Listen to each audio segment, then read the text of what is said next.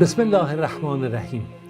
امروز داستان صحابی رو میخونیم از یاران رسول خدا صلی الله علیه و سلم که حضرت علی رضی الله عنه در مورد ایشون گفت که خداوند خباب رو مورد رحمت قرار بده که با میل و انگیزه کامل، با علاقه کامل اسلام رو پذیرفت و کاملا با اطاعت کامل هجرت کرد در راه خدا و همچون یک مجاهد زندگی کرد.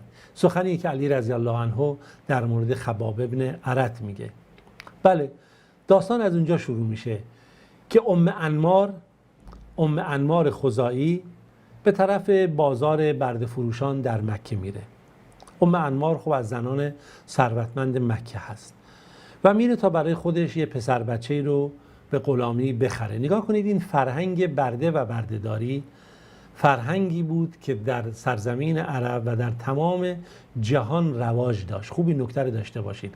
هنوز شما اگه جنگ‌های آمریکای شمالی، آمریکای جنوبی رو نگاه کنید، به خاطر جنگ‌های بردهداری بود. امریکایی‌هایی که امریکا رو فتح کردن، افرادی که امریکا رو بالاخره هجرت کردن به این سرزمین، ببینید این سرزمین رو با بردگان ساختن برای به دست آوردن ثروت و گنج.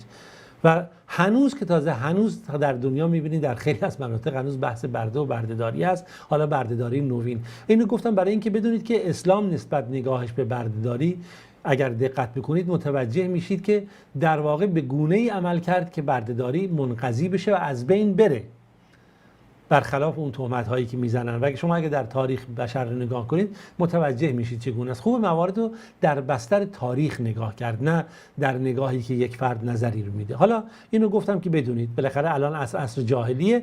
ام انمار خزاعی بازار برده فروشا رفته، دنبال یک برده پسر بچه غلامی میگرده که بتونه برای خودش اینو بخره و بالاخره براش کار بکنه، بعد اینو بهش تجارت یاد بده یا هر کار دیگه‌ای بتونه ازش بهره برداری بکنه. میگشت بین این بردگان این ور اون ور تا یکی رو پیدا کنه. چشمش به یک پسر بچه نوجوانی افتاد که هنوز به بلوغ نرسیده. دید که بله، هم سالم هست، هم نجابت و حالت اون عربیت کامل در چهرهش وجود داره و اینی که علاقمند شد اینو بخره و پولش رو داد و خرید و آورد با خودش خونش.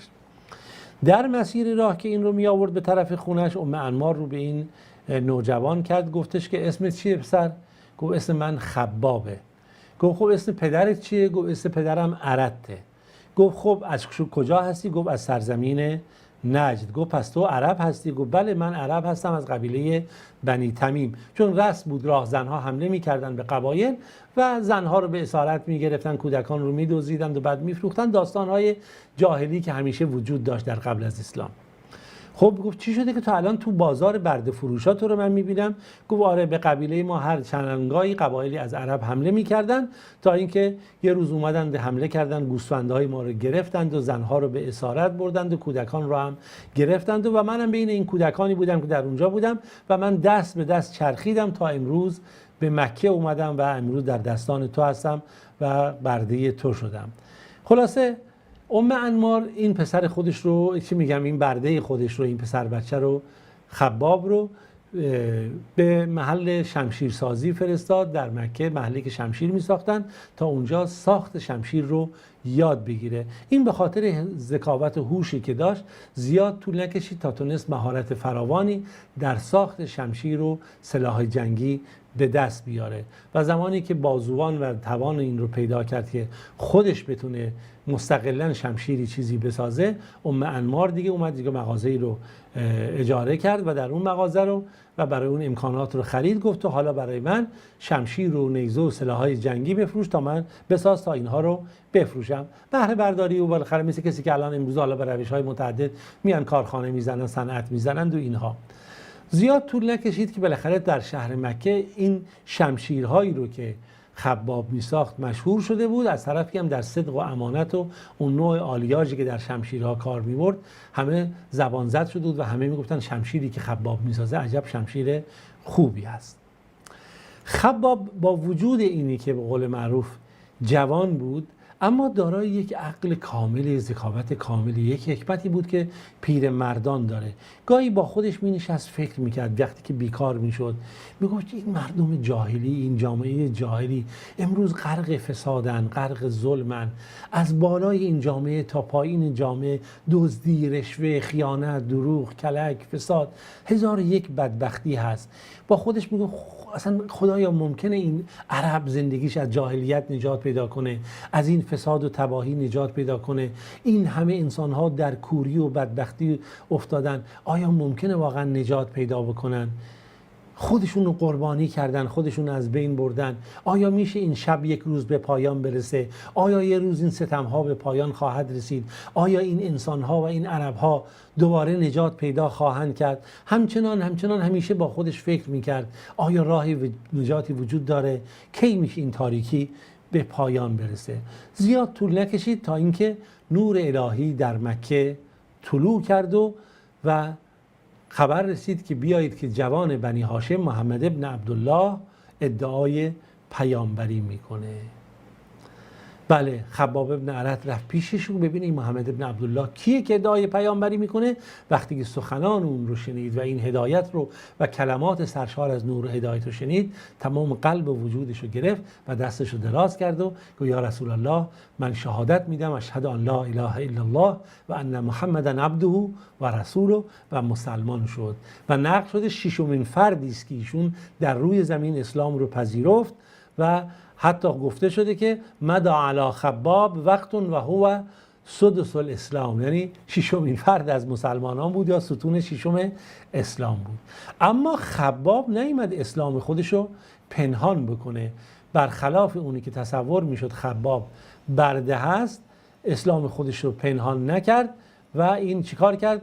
خودش رو در شرایطی قرار داد که همه متوجه بشن که اون مسلمان شده و خبر اسلام اون به ام انمار رسید. ام انمار این زن وقتی فهمید که این مسلمان شده، خب هم زن قدرتمندی بود، زن چیزی بود، عصبانی شد، خشمگین شد و به برادرش خبر داد. برادرش که اسم برادرش سبا ابن عبدالعزا بود، سبا ابن عبدالعزا، یعنی اسم فامیلیش هم درنده بوده اسمش.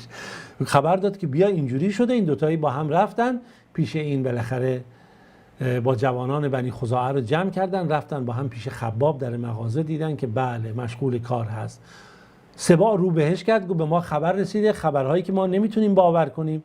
خباب گفت چه خبری به شما رسیده؟ گفت خبر رسیدیم که تو بیدین شدی، دین آب و اجدادت رها کردی و از این جوان هاشمی مثلا بی همه چیز و فقیر داری پیروی میکنی. خباب گفت در کمال آرامش بدونی که به خودش ترس و لرز بده، گفت من بیدین نشدم، من ایمان آوردم به الله، به یگانگی الله، اللهی که هیچ شریکی نداره و من این بت‌هایی رو که کر و کورن و هیچی نمیشنون و هیچ توانی ندارن، من اینها رو رها کردم و شهادت میدم به این که محمد بنده و رسول خداست.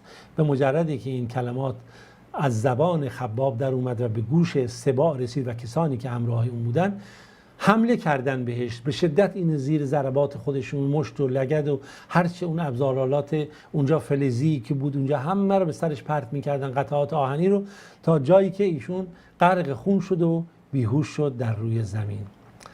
خبر ایمان خباب در بین تمام اهل مکه پیچید و همه بزرگان قریش ناراحت شده بودن و عصبانی شدن. خباب مسلمان شده و جرأت هم میکنه این برده اسلام خودش رو اعلام بکنه و مثل اینکه چگونه آتش وارد هیزم میشه، هیزم ها شعله ور میشن، همین گونه همه اینا شعله ور شده بودن که خباب چقدر جرأت پیدا کرده، چقدر جسارت پیدا کرده و باید ما کاری کنیم که دیگه پیروان محمد جرأت نکنن در صراحت و با شجاعت و اینها بیان علنی بگن ما مسلمان شدیم و بعد بیان خود اسلام خودشون رو ارائه بدن. این بود که بزرگان قریش با هم جمع شدن، گفتن بعد در مورد خباب یه تصمیمی بگیریم. این بود که با ام عمار گفتن که بیا ما کاری بکنیم که تا دیگه این که قبیله‌ای نداره، کسی هم نداره که پیمان حمایتش بکنه، بیا کاری بکنیم تا این بدترین فشارها برش وارد بشه و بدترین شکنجه ها رو انجام بده تا دیگه به راحتی نیاد به خدایان ما توهین بکنه، به بت‌های ما، به ذریهای ما، به قبرهای ما توهین بکنه و پدران ما رو به تمسخر بگیری که در شرک و فلان هستیم و از اون روز دیگه تصمیم گرفتن بدترین شکنجه ها و آزار و اذیت رو بر خباب وارد بکنن تا دیگه یاران محمد جرأت نکنن اسلامشون رو علنی کنن. خب این که تنها و غریبه، اینو میبینن عبرت میشه برای دیگران. اما این گونه نبود دیگه. مسلمانان یکی پس از دیگری میدیدید اسلام خودشون رو علنی میکنن و مطرح میکنن. بالاخره بزرگان قریش جمع شدن، در رأس اونها ابو سفیان، ولید بن مغیره، ابو جهل بن هشام، شروع کردن ما چه بکنیم و چه نکنیم و هر روز تصمیم میگرفتن داره جمعیت مسلمان ها زیاد بشه دیگه. فشار روز شدید کردن و بیشترین آزار و اذیت رو بر شخصیت هایی مثل خباب و بلال ابن حبشی، بلال چیکار کردن؟ وارد کردن. میگه سبا ابن عبدالعزا و قومش سخت‌ترین شکنجه ها رو بر خباب وارد کرده بودن، تا جایی که اونو تو گرمای خورشید می آوردن، لباسهای آهنین بر تنش میکردن، زره های آهنی در اون گرمای سبدهای مکه قرار میدادن، تمام لباساش تنش در آوردن، لخت میکردن، چیزهای آهنی، زره های لباس آهنی تنش میکردن، تو اون گرما رها میکردن تا از تشنگی اینها تحت فشار قرار بگیره. بهش میگفتن تو در مورد محمد چی میگی؟ میگفت من میگم محمد عبدالله و رسوله، محمد بنده خداست و رسولش و دینی رو به حق آورده تا ما رو از تاریکی به سوی نور بیاره. شروع میکردن ضرب و شکنجه و هر چی که میتونستن. میگفتن در مورد لات و عزا چی میگی؟ میگن شاید حالا بترسه در مورد اینا حرفی نزنه. گفت اینا دو تا بت هستن، کرن، کورن، نمیتونن حرف بزنن، اینها نه ضرری دارن و نه فایده. باز شروع میکردن فلزهای داغ، آهنهای داغ رو بر بدنش قرار میدادن، رو سرش قرار میدادن، تا جایی که کف از دهان خبیب سرازیر میشد. خب تا همینجا داستان تا خباب سرازیر میشد. تا همینجا داستان خباب رو داشته باشیم. دنباله داستان رو در جلسه بعد انشاءالله خدمتون ارائه خواهم داد. خداوند یار و نگهدارتون.